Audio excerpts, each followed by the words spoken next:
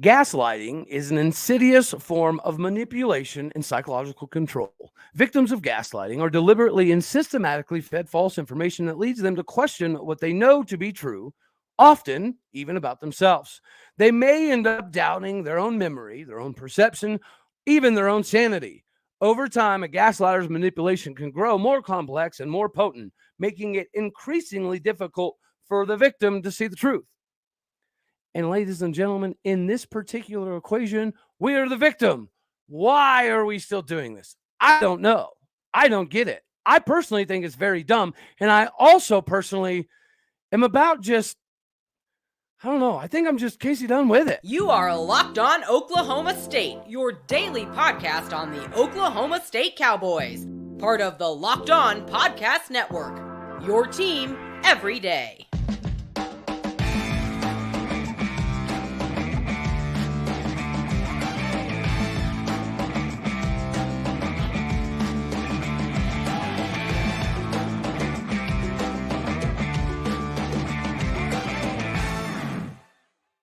Howdy, y'all, and hello, all. Welcome back to Locked On Oklahoma State, your daily stop for all things Cowboy and Cowgirl related. My name is Cody Stovall. I want to thank you very much for stopping through today to make this your first listen here on Locked On Oklahoma State.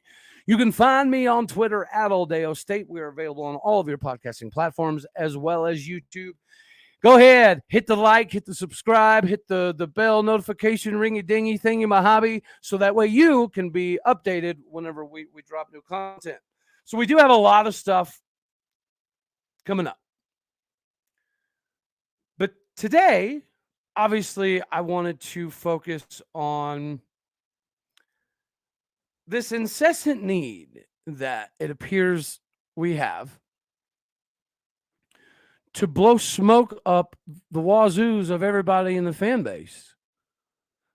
Like, it's so unnecessary. It's a brand new season with a lot of really, really cool things happening at this very moment inside Boone Pickens Stadium, Stillwater, Oklahoma. There's a lot of reasons to be excited. There's a lot of reasons to make sure that you bet the over. Whatever the over-under is on wins, losses for Oklahoma State this season, bet the daggone over. That's how good things are looking this spring. So why do we still come out and roll out the red carpet on this gaslighting excuse train? Like, I'm not even being malicious or facetious. I understand Kasey Dunn has amazing credentials. I know what Kasey Dunn can do with a wide receiver room, both good and bad. I mean, hell, all you got to do is look in the NFL to see Kasey Dunn's wide receiving coach resume. But let's call a spade here. We all know right now Gundy is holding your hand through this quote-unquote new offense. We know that he's going to continue to be involved in the strategic game planning and oppositional preparation. So what exactly are we doing? Are we just calling the plays on game days? I mean, listen, I get it. There's 100 scenarios where coaches do a lot of work, diagnosing film, finding tendencies that help your guys, finding tendencies that are hurting your guys, finding tendencies in your opponents so you know what to exploit and how to correlate it to everybody on the team, and then building all of that into film packages, blitz pickup packages, identifying defensive alignments to know what to do, what to be in, what to check to. So I don't want to downplay his day-to-day job. I understand Kasey Dunn has a lot to do, but let's be real. We're paying him offensive coordinator money to do nothing more than essentially call the plays on game days and do all the little things. So I just don't see the need. Why are we talking about all this other stuff? Right? And if he now has this more holistic approach, should it not mean that he'll have more direct connection with the guys? So should that not mean that we have another All-American type wide receiver this year? If he can focus on the minute details and the play calling on game days, as opposed to doing all of the little things and putting all of the prep together all by himself. So I do think this is a net positive for us as fans. I think this is a bold move by Gundy this year as far as the coaching shakeups or lack thereof. But currently, I like it. I really do. I kind of understand the decision, kind of, because if you go off of production, like if you were owning a company, Kasey Dunn, Jason McIndoe, and Tim Rattay, and maybe even Charlie Dickey wouldn't have a job this year. But they all do. And that's fine, because Dickey's problems we have fixed. This is the offense that he always wanted to be able to run in Stillwater. This is the offensive line he always wanted to be able to work with, because it's, again, much more simplistic. And we're a lot nastier, we're a lot meaner, and we're a lot bigger than we've ever been. You know how we typically have freshmen banned from talking to the media, right? And it's all good. It's for good reasons. They don't know how to handle the media. They don't know how to handle tough questions. Not that they don't know how to handle it. I worded that wrong. Let's just say maybe they're going to slip up and say the wrong thing, right? If you don't know what questions typically are coming or how to answer, sometimes you be a little bit too honest with what's happening in practice. So that's why freshmen don't get to speak. It's to protect them from spilling beans on things that don't need to be spilled beans on. Well, maybe we should take that approach with coaching too. And since Gundy is going to be helping Dunn this year, maybe we should take the approach that Dunn is like a freshman, especially as it pertains to the media, because he got his opportunity this spring to finally have a little meeting kind of with the media. And as you can already guess, it was a gaslighting central excuse train. And it just rolled on through the station on site. And it was astoundingly cringeworthy, in my opinion. It makes you question whether he's built for this or not.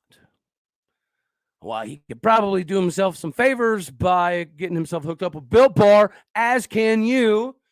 We got some exciting stuff coming down the pipeline at Built.com. Again, tomorrow, Saturday, we'll have all of the details in, but the excitement is real. The anticipation is real, and it's something you don't want to miss. You know how Built Bar works, or Built Puff. They have the most incredible bars because they're protein bars that actually legitimately taste like candy bars. The amazing flavors continue to sell out on a regular basis, and now the amazing flavor drop is coming with all the already unreal flavors. And this one is going to be in limited quantity, which is why you've got to be prepared. You've got to be ready. Mark your calendar for tomorrow. Head to Built.com to be one of the first to discover what all the new hype is about. I personally cannot wait to see what the new flavor is. Make sure that you go to Built.com right now. Use the promo code LOCKEDON15 and get yourself 15% off your order. So again, tomorrow, set your alarm, be ready to rock and roll. Go to Built.com, use the promo code LOCKEDON15, get yourself 15% off the order, and get your hands on the new flavors. All right, so, yeah, we had a meeting with the media. By we, I mean Coach Dunn. And it was everything from COVID in the very beginning, like 3 days after I got the job, and then a bunch of social unrest was going on around the country, and that made things difficult. So basically the last 3 years have been extremely difficult, and then you factor in injuries, and then the transfer portal pops up, and then we've had to replace players almost every year, and then the NIL has come, and you had to navigate that. So again, the last 3 years have been very difficult. And then, hold my beer, you ready for this one? A reporter asked him, okay, since you've already been battle tested now, and you've been battle tested for 3 years, and you have a complete complement of a roster, do you still think that you'll have issues? And he said, oh yeah, definitely. Or we're still going to have issues. I don't get it, right? And then a good quote to start it off is, he said, "You see what people don't realize is that we lost a huge chunk before the season." Okay, let's unpack that a little bit, because he's not entirely wrong. We lost, 12 offensive linemen before the season. So is he maybe throwing another little baby shot at Coach Dickey? It's possible. That may be even plausible. But then to go on and talk about, Cole Birmingham's hurt and Jaden Bray's hurt and Blaine Green's hurt. And these are starters, right? These are main starters.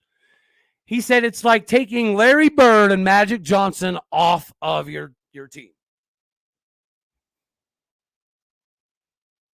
Let that one sink in. Taking Larry Bird and Magic Johnson off the same team. That's the comparison we get, which I think is, again, gaslighting. It's absolutely preposterous. We had some injuries. Yes, we did. You specifically mentioned Jaden Bray and Blaine Green. Both of those young men were injured before the first game of the season. And then to go on and say something along the lines of, we're built to pass the ball. We're built to be a high-flying, prolific offense. And instead, we have to run over our skis, and it takes us till game 8 before we can figure it out.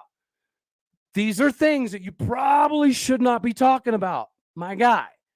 It doesn't make you look great. Again, we appreciate some honesty. So if you're not going to give us that, then you do not need to gaslight us and give us all of this excuse train. We don't need it. This is going to be a good season. It's going to be a fun season. We're going to shatter a bunch of people's expectations this season. So why are we still talking about how hard you've had it the last 3 years and how hard last year was on you? Why? Why is this a conversation? I tell you why. It's because it's systematic and it's on purpose. It's not an accident. How many times have you had beat into your brain by our coaches this year that last season was because of injuries?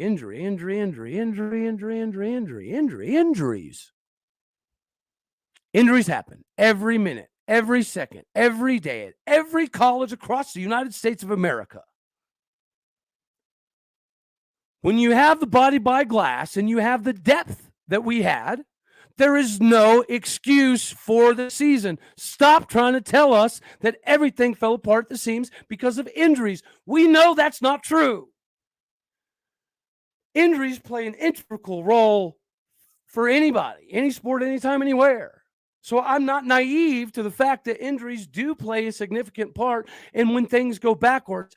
But to pretend that we didn't have adequate time to adjust things is ridiculous. To pretend we didn't have adequate time to change the route concepts. If you really think that Jaden Bray and Blaine Green are your Larry Bird, Magic Johnson, which they very well might be, then you got to change something. But did we do that? Or did we beat our head against the wall and decide to run the same stuff?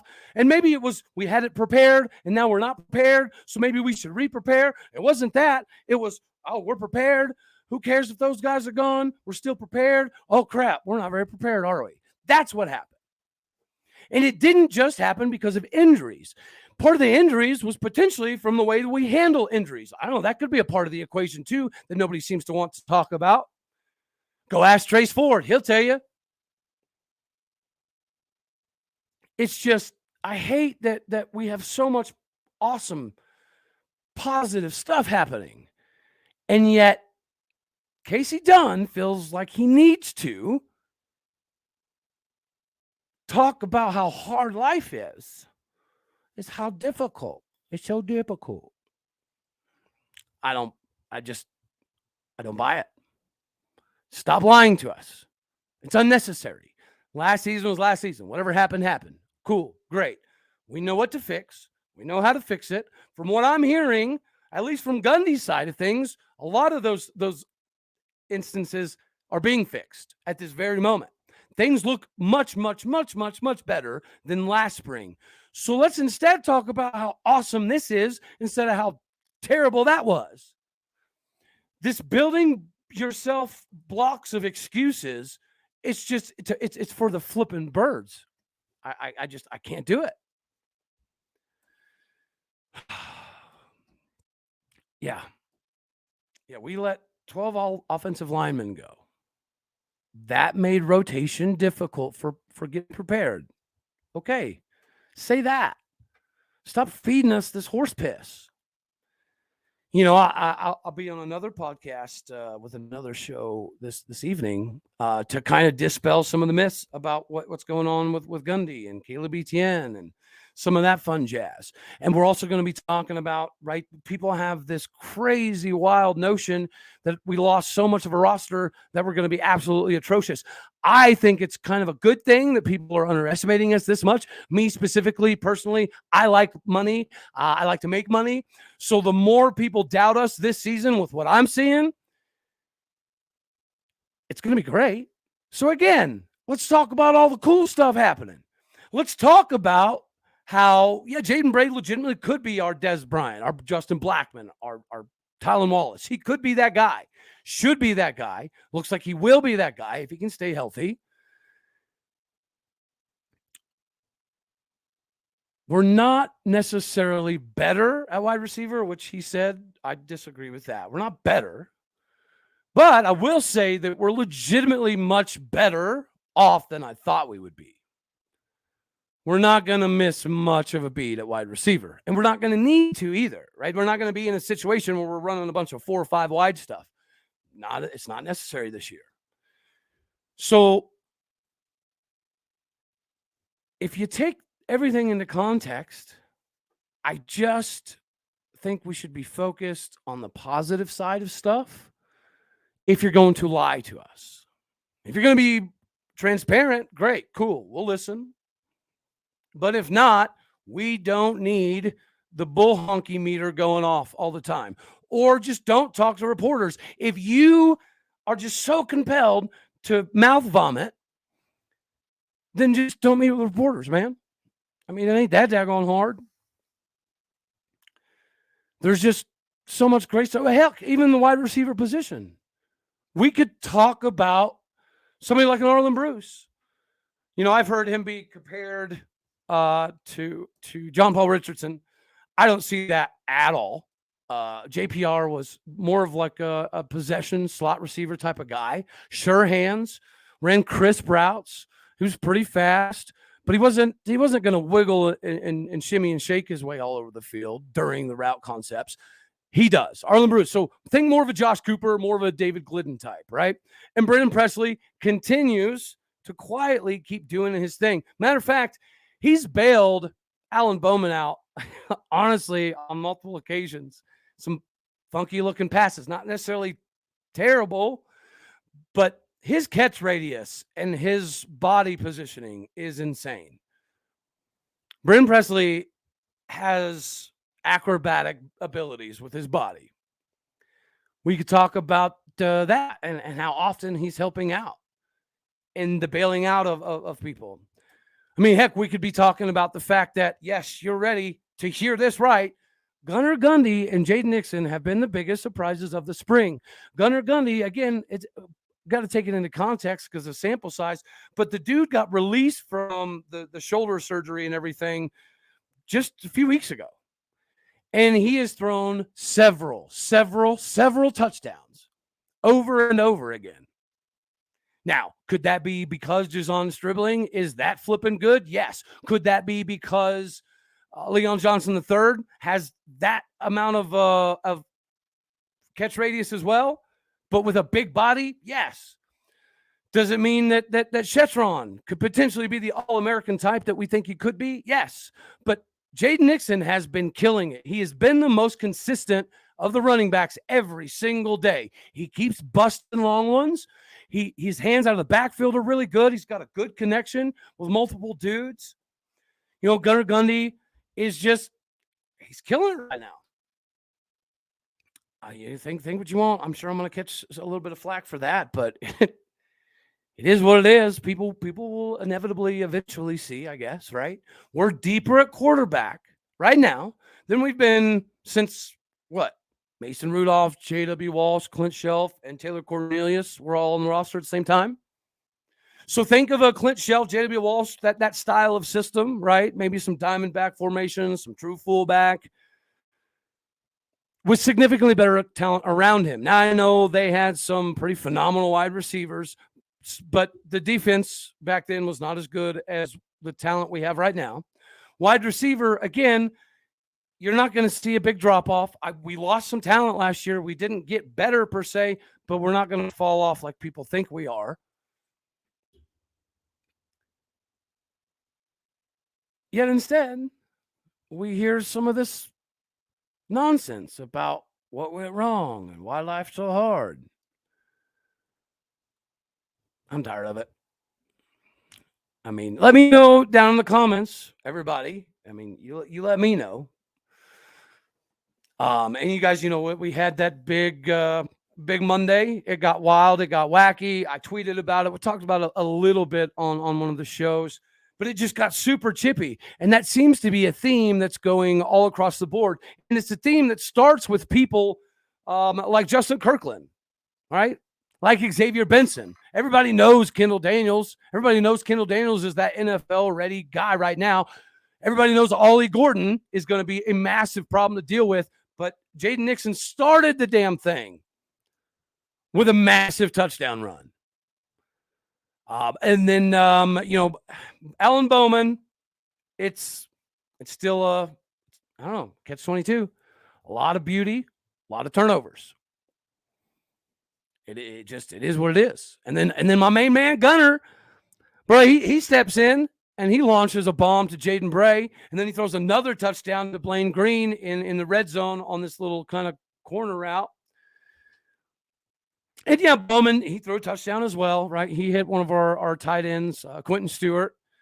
Brim Presley, again, I talked about one of those crazy acrobatic catches where he bailed him out. Nonetheless, it was a touchdown. Good job, BP. Did his job. Dejon Stribling continues to be very impressive. Dejon Stribling, it's a problem for somebody like a Shetron.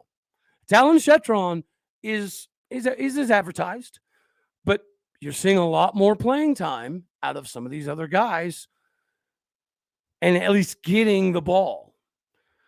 And when he gets the ball, I'll give props where props are due. Dejon Stribling's got some he's got some I don't know, wake up and grab your bootstraps because it's going to be a fun ride type of ability. The shimmy, the shake. And yes, Garret Rangel threw a tutty. Yes, St. Flores threw a tutty. But, Bowman threw a couple picks. I will say that Garret Rangel, he threw a couple out routes that were on the money, looked off the defense, shifted his hips right, came over top, didn't loop, didn't get funky with his form. I like what I'm seeing out of Garret Rangel. I like what I'm seeing a lot out of Gunnar Gundy. I like what I'm seeing out of St. Flores. I mean, I like what I'm seeing out of Alan Bowman. I don't know that I'd pencil him as the starter. He's a back and forth guy. He brings you a lot of good stuff, but he also brings some bad. And the bad is turnovers. And we all know that we've had a propensity at quarterback for turnovers recently. So if we could avoid that bug, which is going to be instrumental to the success of this style of offense, we're not going to be in a position to run up and down the field all the daggone time. So turnovers are going to be more of a glaring issue this year than the last 3 years, if that's indeed what happens. If we have somebody that can drop dimes but also create a lot of turnovers, he's probably not going to be the guy. This offense is going to be predicated upon somebody being more reliable, more consistent. He has picked up the offense extremely well. He's very cerebral in what he's trying to do. His cadence and everything, it's all systematically designed for him to accomplish something by setting up the linebackers or the defensive tackles to show their hand. So you see that side of what he's doing. And that's part of what they love, is he's not going to flinch. He knows what to do, when to do it, how to do it. And sometimes he's going to look like Drew Brees, but apparently sometimes he's also going to look like Taylor Cornelius. And that's, Taylor could throw the most beautiful ball in the world, and then he'd throw one that was 6 yards and trailing out of bounds. That was not a back shoulder, right? That's kind of what we're seeing. So again, you can envision this style of team as a Clint Shelf or a corn dog style, but we're better at defense. We're better athletically. We have better special teams. We have a more complete staff. So again, when you put it all into perspective, this should be a very, very big year. And Alan Bowman did come back, and he helped himself a little bit, but he also gave up the wildest play we've seen of the spring, maybe one of the wildest plays you'll see ever, with Alan Bowman throwing a pass over to DeJon Stribling. DJ McKinney was blitzing from the cornerback position, and as soon as Bowman threw the ball in the middle of DJ McKinney's break, the corner that came from Tulsa Union that also played running back and a little bit of wide receiver out of the backfield, so it's not completely surprising, but the dude showcases his 39-inch vertical and one-handed snags a pick. It's a pick that would have been on ESPN top 10 week after week after week. It would have been absolutely insane. So hopefully it's something that gets more kind of widely out there, because we haven't even covered cornerback. Yes. That is the next position that we're going to make sure that we break down. There's just a lot of cornerbacks, and there's a lot of film. So there's a lot to go through, and I want to make sure that I don't rush through it. I want to make sure that we go by every single cornerback and kind of what they're doing and how beneficial they're going to be to the success of the safeties, right? The safeties are going to be able to help the linebackers. The linebackers are going to be able to help the D-line. And hopefully we have that shell, and it looks like we're going to. The physicality right now is off the charts. So that alone should have us excited. That alone should have us extremely pumped up. Don't sleep on Gunnar. I know it's spring, so it's not, the best evidence, but for the spring, Jaden Nixon is that guy. Elijah Collins looks good. Ollie Gordon looks good. DeAndre Jackson runs like a man possessed. And it's amazing to see. But Jaden Nixon's been still on the show, y'all. And Gunnar Gundy. Like it, love it, hate it. It is what it is. He's the one throwing a lot of these tutties. So we have depth. It's still Alan Bowman, Garret Rangel, but Gunnar's pushing, and it allows Zane Flores to not have to be pushed into a role that he's not ready for. If a true freshman comes in, you have to beat out people. If you're even, you're leaving until you learn the playbook and everything else. It is what it is.